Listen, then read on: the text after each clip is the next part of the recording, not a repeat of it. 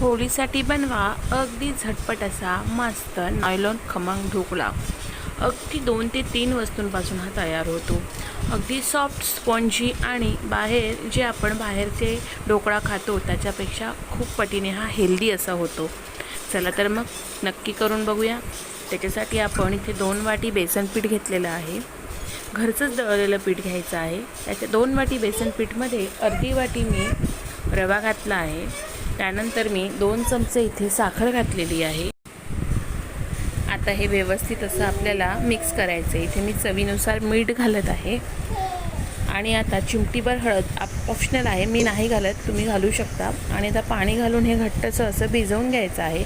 अगदी पातळही नको आणि अगदी घट्टही नको, अशाच कन्सिस्टन्सीमध्ये आपल्याला हे भिजवून घ्यायचं आहे। आणि लास्टला आपल्याला याच्यामध्ये सोडा घालायचा आहे आणि त्या सोड्यावर आपल्याला लिंबू पिळायचा आहे। लक्षात ठेवा, ही टिप्स आहे, सोड्यावर लिंबू घालायचा आहे आणि लगेचच आपल्याला हे स्टीम करायला ठेवायचं आहे। सोड्यावर लिंबू घातल्याने काय होते, सोडा ॲक्टिवेट होतं, पीठ आपलं हलकं होतं आणि आपला जो ढोकळा आहे तो खूप जाळीदार असा होतो। 15-20 मिनटं स्टीम केल्यानंतर बघू शकता किती छान असा ढोकळा फुलला आहे। आणि नंतर आपल्याला हव्या तशा पद्धतीने आपण याला तडका द्यायचा आहे। जसं की तीळ घालू शकता, राई, कढीपत्ता याचा तडका द्यायचा आहे। चला तर मग अशा सोप्या रेसिपीसाठी लवकरात लवकर सबस्क्राईब करा।